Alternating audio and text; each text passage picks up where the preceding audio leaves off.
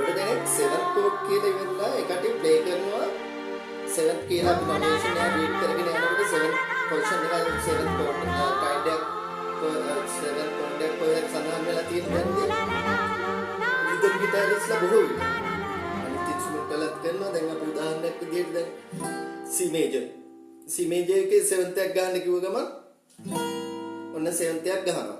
නමුත් පුතාලා 7th කියන කෝඩ් එකේ ප්‍රධාන කෝඩ්ස් වර්ග තුනක් තියෙනවා. C major 7th එක පැහැදිලි ඇති කියලා මම හිතනවා. දැන් minor 7th එක. minor 7th එකේදී අනිවාර්යයෙන්ම වෙන්න අවශ්‍ය වෙන දේ තමයි minor C minor කියලානේ අපිට මුලින්ම එන්නේ. C minor නම් අනිවාර්යෙන් minor triad එක අපි play කරගන්න ඕනේ. C minor triad එකට අයිති වෙන්නේ C E flat G. මම මේ කියන්නේ root position වල C E flat G. ඒක අපි මේ clef එකම භාවිතා කරලා අපි ඉගෙන ගමු. දැන් මෙතන අපි natural ලකුණු කරලා තිබ්බේ C major එකනේ. මෙන්න මේක ඔන්න අපි dominant 7th එකට ආවා. දැන් අපි major 7th හරි major 7th හරි minor 7th හරි දැන් අපේ තියෙන්නේ dominant 7th එක. මොකද්ද මේ dominant 7th එක? හිතනවා නේද වචනෙත් අමුතුයි dominant. නමුත් බහුතරයක් ගිටාරිස්ලා, කීබෝඩිස්ලා, ඉන්ස්ට්‍රුමන්ට් ප්ලේයර්ස්ලා තමන් ප්ලේ කරන ස්කේල් එකේ 7th ස්කේල් එකේ මොකද්ද මේ ගහන ස්කේල් එක කියලා දැනුවත් හෝ නැදනුවත්ව වැරදියට හරි ගහන්නේ dominant 7th කියන එක තමයි. හරි. පාඩම පැහැදිලි ඇති කියලා ගොඩ දෙනෙක්ට මම හිතනවා.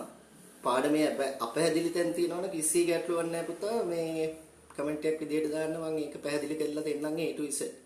වෙස්ටර්න් මියුසික් කියන එක පුතාලට ටිකක් අමාරුයි. මොකද අපේ ගොඩක් පාසල් වල දැන් කරන්නේ හින්දුස්ථානි මියුසික් එක්ක ඇවිල්ලා තමයි අපි ඉන්ස්ට්‍රුමන්ට් එක ප්ලේ කරන්න ගියාට පස්සේ අපි සාමාන්‍යයෙන් අපි හදාගත්ත විදියට පෙලක් වෙලාවට C වලට සා වලට C කියලා ලියනවා, రీ වලට R දානවා. එහෙම පොඩ්ඩක් ජෑම් වෙලා තියෙනවනේ. නමුත් හරි දෙයක් හදනකොට ආයිබෝන් ඔක්කොටම අද මේ කාලයකට පස්සේ මම මේක ලයිව් එකක් නෙමෙයි මම මේක රෙකෝඩින් එකක් විදියට ගන්නෙ. අද ගොඩක් වැදගත් පාඩමක් කරනවා මේ මගේ මියුසික් ක්ලාස් එකේ කට්ටිය ඉල්ලලා තිබ්බා කමෙන්ට්ස් වලින් ගොඩක් ඒ කට්ටිය නොදන්න පාඩමක් පිළිබඳ. ඒක ගොඩක් වැදගත් කියලා මේක ස්කිප් කරන්නේ නැතුව ඒ කට්ටිය බැලුවොත් එයාලා සංගීත කරන, ගිටාර් ප්ලේ කරන, ඕන ඉන්ස්ට්‍රුමන්ට් එකක් ප්ලේ කරන ගොඩ දෙනෙක්ට වැදගත් වෙන පාඩමක් වෙයි කියලා හිතෙනවා. ඒ නිසා අපි